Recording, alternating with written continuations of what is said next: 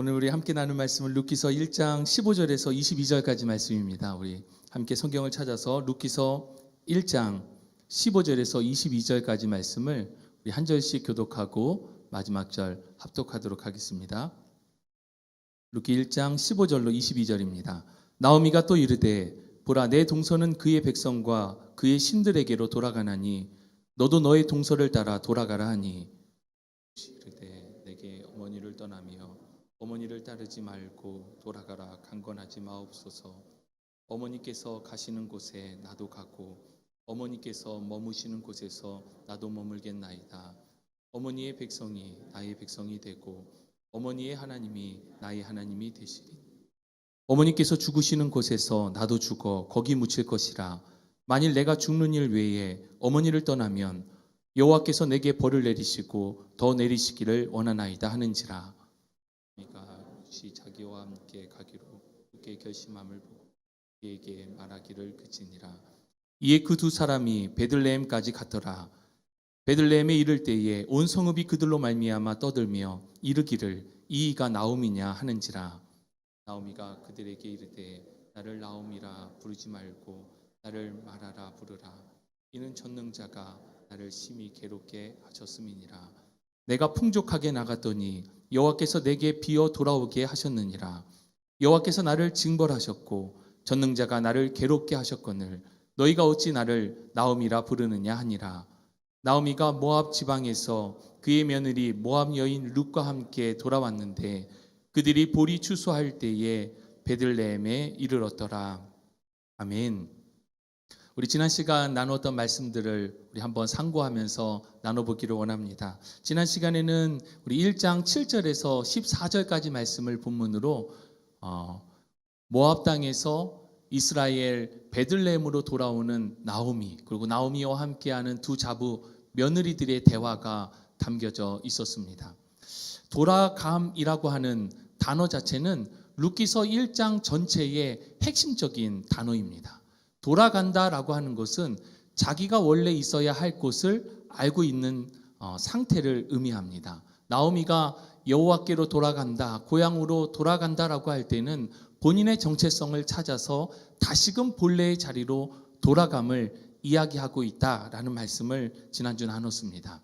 이 돌아감의 핵심은 하나님의 통치 아래로 들어가는 것, 이것이 바로 돌아감의 핵심이다라고 하였습니다. 나오미는 이렇게 고백을 합니다. 하나님께서 나를 치셨다. 그런데 나오미는 하나님의 손이 자신을 쳤음에도 불구하고 다시금 이 손을 피하는 것이 아니라 하나님의 통치 아래로 들어가는 모습이 1장 나오미가 돌아가는 모습이다라고 하는 것입니다. 나오미는 두 번에 걸쳐서 돌아오는 과정 가운데에 두 며느리에게 돌아갈 것을 권면합니다. 어머니의 집으로 결혼을 위해서 돌아가라라고 두 며느리에게 권면을 합니다. 이때 결사적으로 반대하였지만 오르바는 결국에는 나오미에게 입을 맞추고 자신의 고향으로 돌아가게 되고, 반면 룻은 그 시어머니 나오미를 붙쫓았다라는 표현이, 붙쫓음이라는 표현이 성경의 14절에 담겨져 있습니다. 여기서 붙쫓다라고 하는 것은 하나님을 따르듯이 사랑과 충성으로 함께하는 상태를 붙쫓다라고 하는 말의 의미다라는 것을 나누었습니다.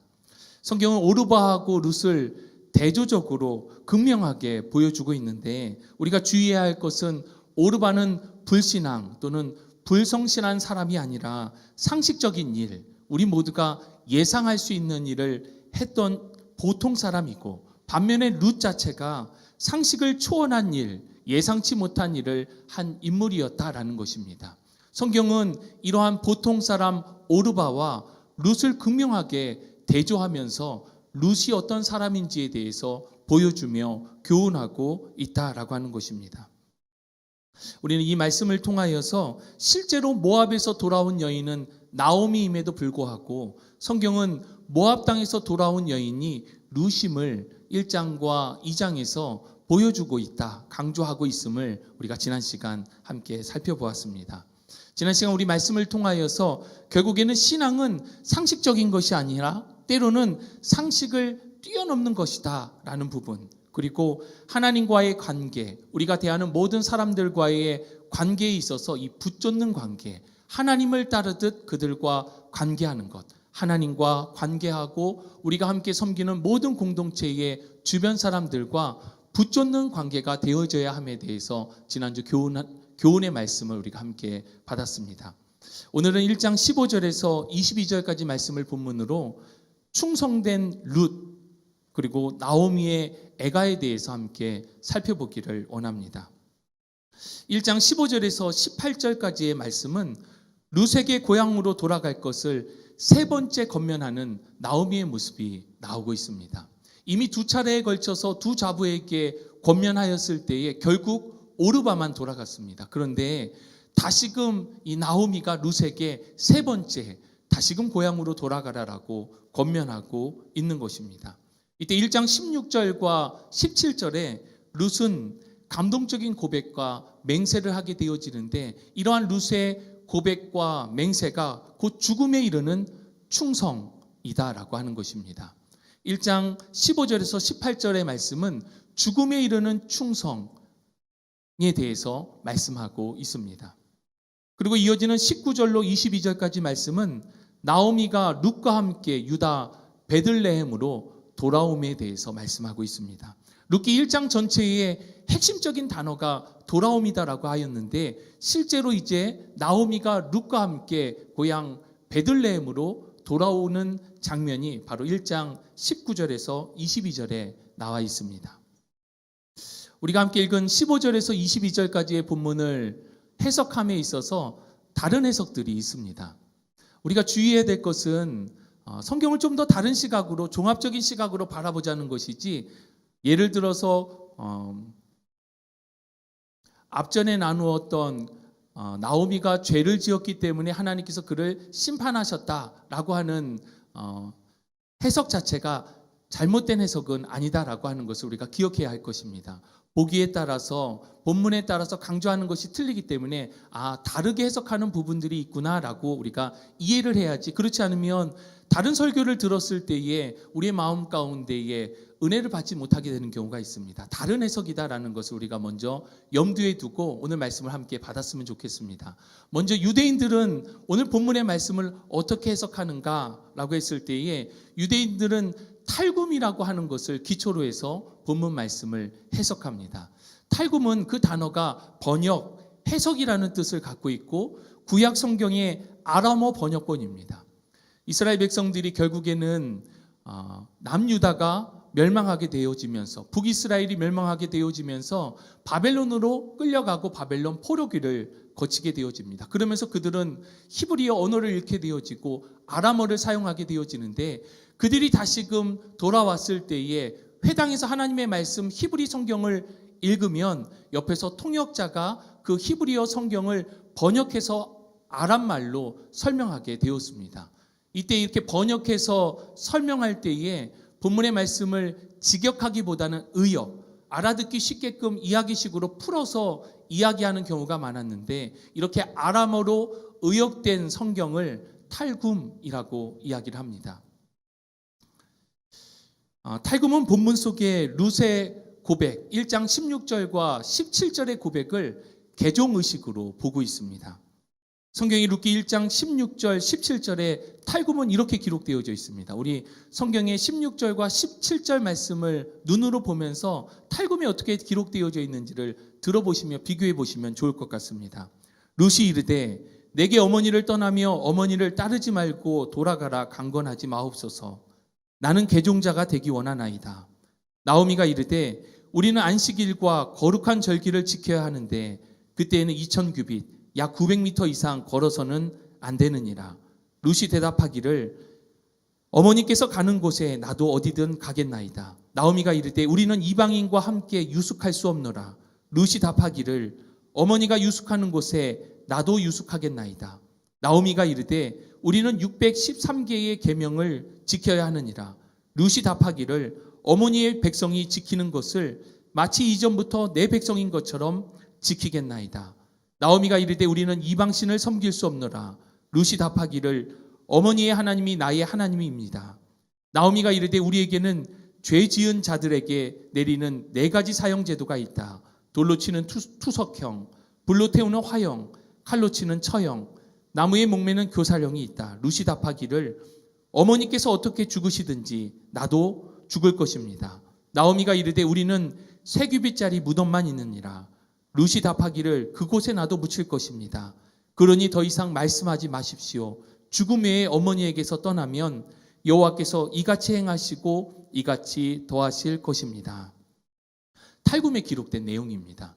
16절과 17절에 우리 성경에 나와 있는 말씀에 여러 가지 살들이 붙는데 이 살들은 룻이 개종을 하고 있다라는 예식으로 보면서 나오미와 룻의 대화 형식으로 나와 있는 게 탈굼 속에서 룻기 1장 16절 17절의 룻의 고백입니다. 두 번째 종교적 교리적 해석을 보면 개종과 함께 아가페적인 사랑의 고백이 담겨져 있습니다. 주께로 개종하고 나오미를 포함한 하나님의 백성들에게로 헌신하며 고백하는 것으로 보는 것입니다. 이러한 해석은 우리가 일반적으로 많이 들었고 매끄러운 해석이 되어질 수 있고 무난합니다. 그런데 모압 여인 룻은 과연 누구로부터 신앙을 배웠단 말인가라는 질문을 낳게 되어집니다. 이럴 경우 룻의 개종과 헌신이 이루어지게 된 것은 전적인 하나님의 은혜 가운데에 하나님이 룻을 변화시키셨다라고 해석을 하게 되어집니다. 그러나 본문에는 그 근거를 찾기가 힘든 것이 사실입니다. 물론 구원은 전적인 하나님의 은혜임에 틀림이 없습니다. 이는 기독교의 핵심적인 또한 교리이기도 합니다. 여기서 이야기하고자 하는 것은 룻의 고백 자체를 지나치게 종교적, 교리적으로만 해석하는 경향에 대해서 우리가 좀 더 종합적으로 살펴볼 필요가 있다라고 하는 것입니다. 종합적으로 이를 해석하면 하나님의 은혜 그리고 룻의 신앙, 인애의 삶에 대해서 종합적으로 살펴볼 필요가 있습니다. 룻기 본문에서 하나님의 은혜는 이미 그 배경에 깔려 있고 드러난 그림은 룻이 보인 죽음에 이르는 충성을 강조하고 있습니다. 하나님의 은혜는 이미 그 이야기 안에 깔려 있고 그 가운데 룻의 충성이 드러나 있다라고 하는 것입니다. 즉 하나님의 은혜와 룻의 신앙이라는 교리적인 가르침 자체가 이미 밑그림이 되어지고 하나님께서는 인간 상호 간에 어떠한 삶을 살 것인지에 대해서 룻의 보인 인애를 강조하면서 오늘의 본문의 말씀을 해석할 것을 요구하고 있다라고 하는 것입니다. 나오미의 세 번째 권면과 룻의 답변이 1장 15절에서 18절 말씀에 담겨져 있습니다. 나오미는 더욱 강한 언어들을 사용해서 룻을 권면하고 있습니다. 나오미는 룻을 설득하기 위해서 이번에는 어떤 방법을 사용하냐면 이미 떠난 며느리 오르바와 비교하면서 설득하고 있습니다. 첫 번째 권면 때에는 어머니의 집으로 돌아가라. 두 번째 권면 때에는 남편의 존재에 대해서 반드시 필요하기에 돌아가라라고 권면을 하였고 그리고 오르바가 떠나고 나서는 이미 오르바가 떠났음을 이야기하며 룻을 나오미가 설득하고 있다라고 하는 것입니다. 이렇게 자신을 붙잡는 룻에게 모압 백성과 신을 찾아서 떠나갈 것을 돌아갈 것을 나오미는 권면하고 있습니다. 이는 오르바처럼 민족적인 정체성과 갖고 있었던 종교적인 정체성을 찾아가라는 강력한 권면입니다. 우리가 오해하지 말아야 할 것은 지난 시간에도 살펴보았지만 여기서 나오미를 며느리들로 하여금 불신앙을 찾아가도록 하는 것 이야기는 아니고 오히려 며느리들이 선대하였음에 대해서 감사하며 하나님의 이름으로 축복하며 그들을 돌려보내고 있다라고 하는 것입니다. 룻은 자신이 돌아가는 것은 곧 어머니를 버리는 것이다 라고 규정을 합니다. 여기서 돌아간다, 떠난다 라고 사용된 단어는 실제로 많이 사용되어지는 해석은 버리다 라는 해석이 많이 사용되고 있습니다. 때문에 룻이 떠나게 되면서 홀로 남게 되어지는 나오미는 결국에는 버려지는 것으로 간주하고 있다라고 하는 것입니다. 룻의 고백의 핵심은 백성과 하나님을 찾아가는 것임을 16절과 17절에 이야기하고 있습니다. 이는 나오미를 중심으로 해서 나오미의 백성과 나오미의 하나님을 따르겠다라고 하는 룻의 고백인 것입니다. 앞선 오르바와 다시금 대조되어져서 설명되어지는 부분입니다. 오르바는 자신의 백성과 모압의 신을 찾아 떠나갔고, 이와 반면에 룻은 나오미의 백성, 나오미의 하나님을 찾아서 나오미와 함께 가겠다라고 고백하고 있는 것입니다. 결국 룻은 나오미가 권하였던 세 가지, 결혼, 어머니의 집, 백성들과 신까지 포기하였습니다. 이는 나오미의 권면을 따라서 오르바가 찾아서 떠나게 된 결혼, 어머니 집, 백성들과 신에 대한 동일한 표현을 통해서 결코 그러지 않겠다라고 하는 룻의 굳은 결심의 표현입니다.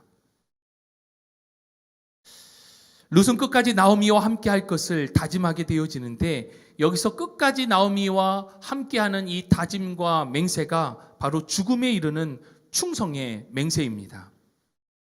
룻은 나오미가 어떤 방식으로 죽든지 간에 자신도 그러한 방식으로 죽겠다라고 나오미와 함께 죽을 것을 이야기하고 있고, 나오미가 묻히는 곳에 자신도 묻히겠다라고 결국에는 죽음을 바라보며 죽음에 이르는 충성을 고백하고 있습니다. 이것은 나오미가 살아있는 동안뿐만 아니라 죽은 후에도 계속해서 룻은 나오미에게 헌신할 것에 대한 룻의 고백인 것입니다. 룻이 이러한 고백을 할 때에, 맹세를 할 때에 자기 저주의 맹세를 통해서 강력한 의지를 표명하고 있습니다. 여기서 자기 저주의 맹세라고 하는 것은 여호와께서 내게 벌을 내리시고 더 내리시기를 원한다. 이 맹세를 내가 지키지 않으면 결국에는 하나님께서 내게 벌을 내리시기를 원한다라고 하는 맹세입니다. 이러한 맹세에는 일정한 공식이 사용되어지고, 나와 있는 것은 우리 룻기서 1장 17절 외에도 사무엘서와 열왕기서에 11번 이러한 동일한 표현이 사용되어지고 있습니다. 이러한 맹세는 매우 중차대한 문제가 있을 때에 맹세를 할 때 사용되어지는데, 예를 들어서 사무엘상 14장 44절 말씀을 보면 사울이 전쟁에서 승리하기까지 어떤 음식을 먹든지 그 음식을 먹는 자는 저주를 받을 것이다 라고 맹세를 합니다. 그런데 아무것도 모르고 있었던 그의 아들 요나단이 벌집에 꿀을 먹게 되어집니다. 그때 사울이 사무엘상 14장 44절에 이렇게 얘기합니다. 사울이 이르되 요나단아 내가 반드시 죽으리라. 그렇지 않으면 하나님이 내게 벌을 내리시고 또 내리시기를 원하노라. 이때 사울이 자기 저주의 맹세를 하였던 이 구절, 이것은 매우 중차대한 문제를 놓고 행하는 엄중한 맹세임을 알 수가 있습니다. 룻의 충성과 맹세는 어떻게 이루어지고 있는가? 여호와의 이름으로 이루어지고 있음을 우리는 주목해서 보아야 합니다.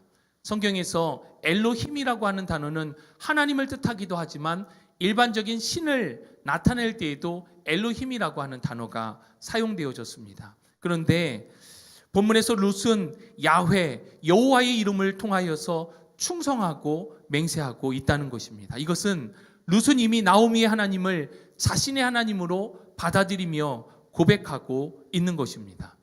이렇게 룻이 죽음에 이르는 충성의 고백, 맹세를 하였을 때에 나오미는 침묵의 허용을 할 수밖에 없었습니다.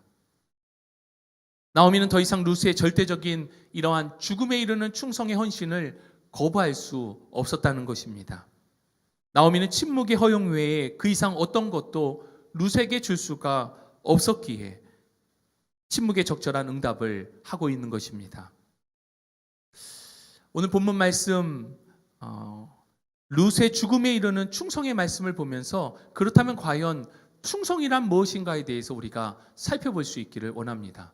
성경에는 충성이라고 하는 단어가 크게 세 가지 형태로 사용되어지는데, 구약 성경에는 히브리어 에베트 에무나라고 하는 단어가 약 150여 회 사용되어지고, 신약에서는 피스티스라고 하는 헬라어가 약 240여 회가 사용되어집니다. 우리나라 말로 이것이 번역되어질 때에는 진실, 신실, 성실, 충실, 신앙 등의 의미로 번역되어져서 사용이 되어집니다. 진실, 신실, 성실, 충실, 신앙입니다. 그런데 특이한 것은 죽음에 이르는 충성을 고백하고 있는 룻기서 안에서는 정작 이 충성이라고 하는 단어 자체는 사용되어지지 않고 내용 자체에 이 죽음에 이르는 충성을 고백하고 있다라고 하는 사실입니다. 충성은 무엇인가? 사전적 의미를 살펴보면 참 마음에서 우러나오는 자발적인 정성, 이것을 충성이라고 이야기합니다.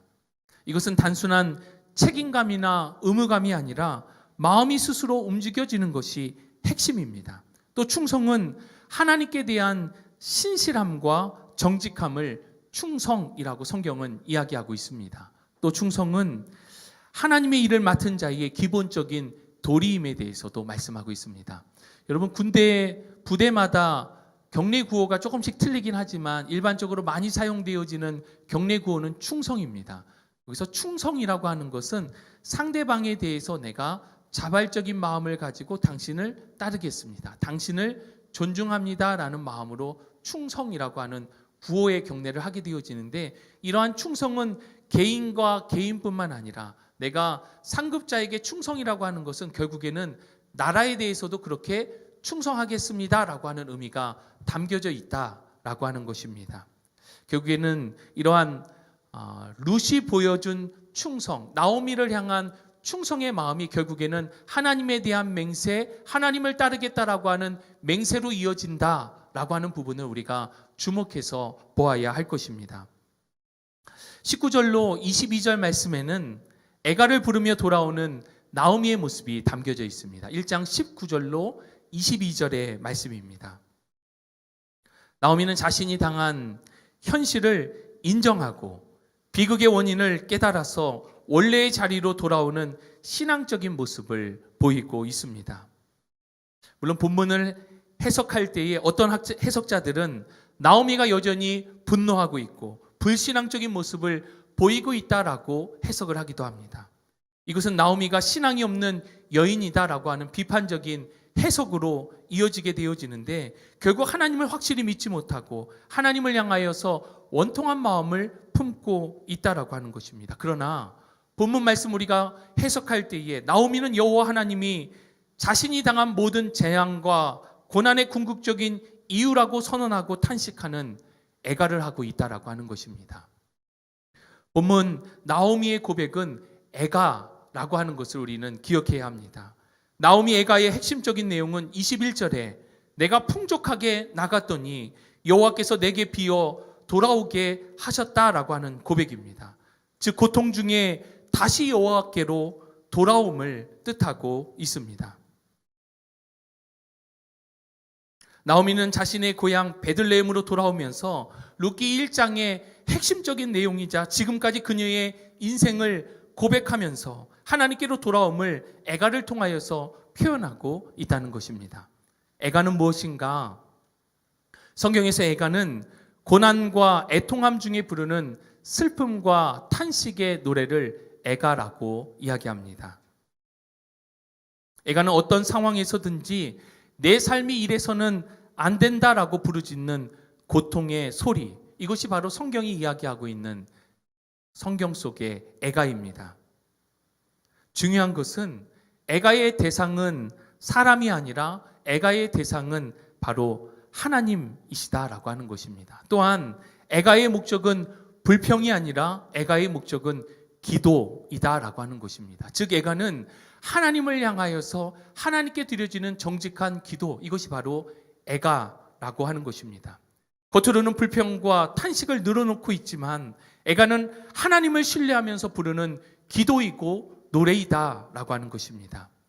자신의 삶에 문제가 있음을 탄식하면서 하나님께 고백하는 것, 하나님의 도움을 청하는 것이 애가의 핵심인 것입니다. 하나님을 찬양하는 모음집인 시편에는 하나님을 찬양하는 감사와 찬양의 시가 41개인 반면에 애가는 54개이다라고 주장하는 학자들이 있습니다.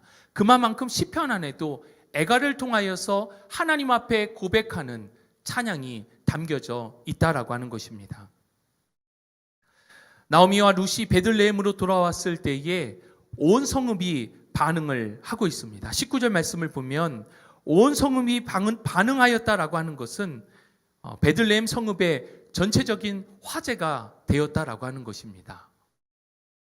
베들레헴 여인들이 이가 나오미냐라고 하는 반응은 부정적인 의미보다는 반가움의 의미가 담겨져 있습니다. 이는 마치 우리말로 정말로 나오미구나 라고 이야기하는 것, 또는 이게 누구야? 나오미 아니야? 이렇게는 얘기 안 했겠죠. 어머, 이게 누구야? 나오미 아니야? 라고 놀라움과 반가움의 표시로 이야기하고 있다라는 것입니다. 나오미가 자신을 이렇게 이야기하는 여인들을 향하여서 나를 나오미라고 부르지 말고 다르게 부르라고 이야기를 합니다. 왜냐하면 그녀의 이름의 뜻이 나의 즐거운 자, 즐거움이라고 하는 표현이 담겨져 있기 때문에 자신의 현재의 상태가 즐거움의 상태가 아니다라고 이야기합니다. 그러면서 자신의 이름을 마라라고 불러달라라고 이야기합니다. 마라는 쓰다라고 하는 뜻으로 자신을 즐거운 자가 아니라 쓰디 쓴 여인 마라라고 나오미는 자신을 표현하고 있습니다.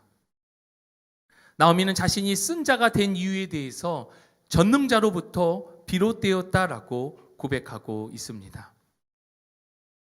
과연 전능자가 어떻게 나오미를 쓰게 만들었는가? 1장 내용을 정리해서 보면 흉년을 만나게 되어지고 이방 땅으로 이동하게 되어지고 남편과의 사별, 두 아들을 잃게 되어지는 연속적인 재앙 가운데 나오미의 현재의 상태, 마음의 상태는 마라, 쓰디 쓴 여인이 되었다라고 돌아오며 베들레헴의 여인들을 향하여서 고백하고 있는 것입니다. 그리고 이 모든 일련의 사건들은 결국 하나님께서 주권자가 되심을 고백하고 있는데, 왜냐하면 전능자라고 하는 표현은 20절과 21절에 두 번 연속하여서 표현되어지고 있는데, 이러한 표현은 욥기서에서 욥이 고난 가운데에 하나님을 표현할 때에 전능자라는 표현을 무려 23번이나 동일한 단어로 사용하고 있기 때문입니다. 고난 중에 하나님을 찾는 두 사람, 욥과 나오미의 애가 중에 하나님을 향하여서 전능자라고 하는 신앙의 표현이 담겨져 있다라고 하는 것입니다. 나오미는 자신이 쓴 자가 된 이유를 텅 빈 상태로 돌아왔기 때문이다라고 고백을 합니다. 베들레헴을 떠날 때에는 풍족한 상태였지만 정작 나오미가 돌아오고 있는 지금 이 순간에는 자신에게 있어서 텅 비어져 있는 상태로 하나님께로, 고향으로 돌아왔음을 고백하고 있는 것입니다. 이는 단순히 재산만을 의미하는 것이 아니라 그가 갖고 있었던 모든 소유, 즉 가족마저 모두 잃었음에 대한 고백인 것입니다.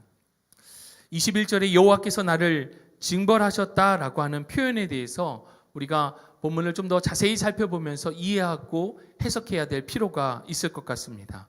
여기서 징벌하다라고 하는 것의 사전적인 의미는 옳지 아니하는 일을 하거나 죄를 지었을 때에 벌을 주는 것을 징벌한다라고 사용을 합니다. 나를 징벌하였다라고 하는 표현은 때문에 부정적인 표현으로 사용되어집니다. 죄로 인한 징벌로 나오미가 자신의 허물을 들추어내셨다라고 표현하는 것으로 이해를 하게 되어지는데, 이것은 하나님께서 죄에 대해서 보응하시며 벌을 내리시는 분으로 해석하게 되어집니다. 그런데 본문에 사용된 히브리어를 직역하면 아나, 답하다, 비, 불리하게, 있는 그대로 해석하면 불리하게 답하다, 불리하게 증언하셨다라고 하는 표현이 되어집니다. 이는 재판 상황을 앞두고서 불리하게 증언한다라는 해석으로 고향으로 다시 돌아오게 된 나오미가 현재의 자신의 처지와 형편을 두고 마치 법정에서 하나님이 이 모든 상황 가운데에 불리하게 자신을 증언하고 있음에 대한 나오미의 애가 속 표현이다라고 하는 것입니다. 그 설명하기 어려운 자신의 현재의 고통을 이렇게 고백하고 있다라고 하는 것입니다.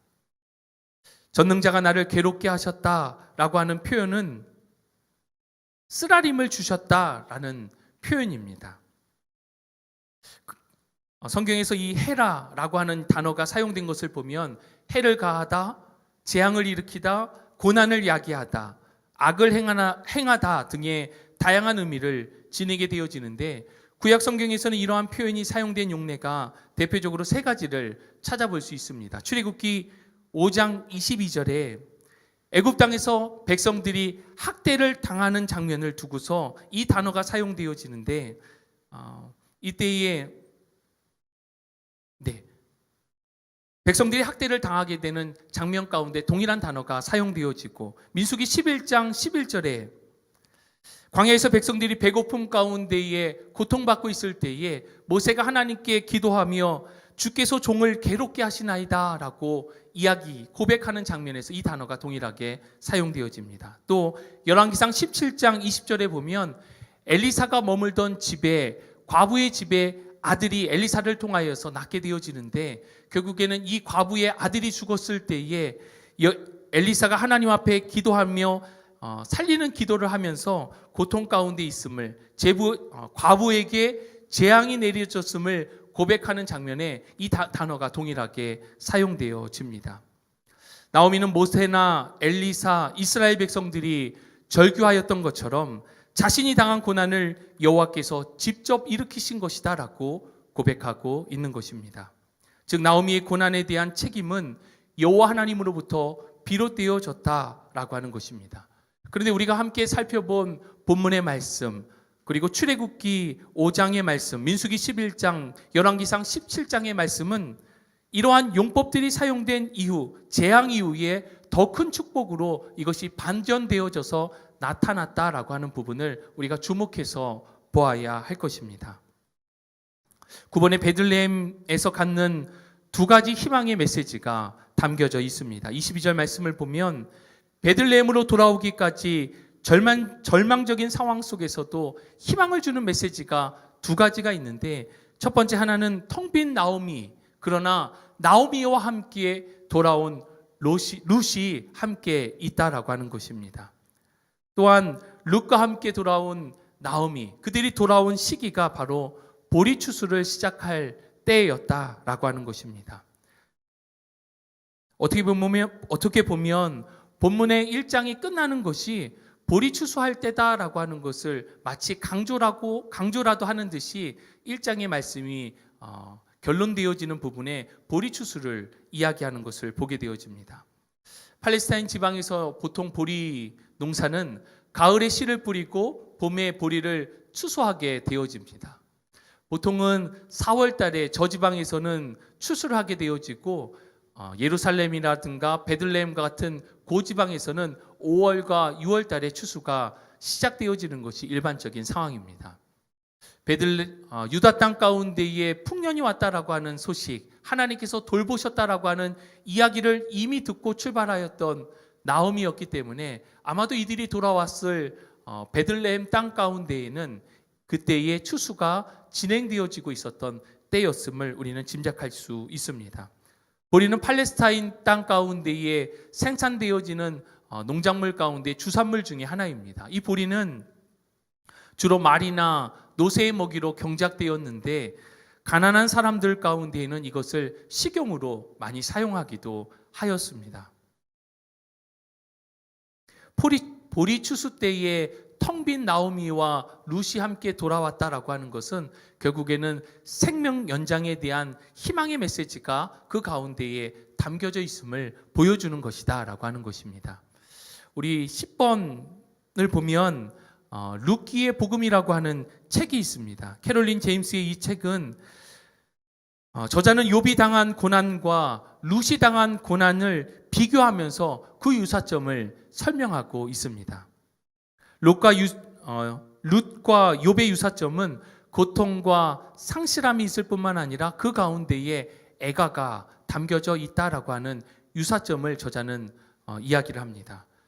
역사적으로 욥에 대해서는 긍정적인 시각으로 바라보는 경우가 많습니다. 반면에 우리가 나오미에 대해서는 비난적인 시각을 가지고 성경을 해석할 때가 많습니다. 저자는 계속하여서 책에서 강조하는 것이 나오미의 고난에 대해서 인과응보적 고난이 아니라 이것은 우리가 이 말씀을 받아들일 때에는 나오미와 함께 울 수 있어야 한다라고 이야기를 합니다. 정죄가 아닌 슬픔에 대한 공감을 하면서 우리가 함께 이 말씀을 받아들이고 그러한 공동체가 되어져야 함을 성경은 우리들 가운데에 복음으로서 교훈하고 있다라고 저자는 강조하고 있다라고 하는 것입니다.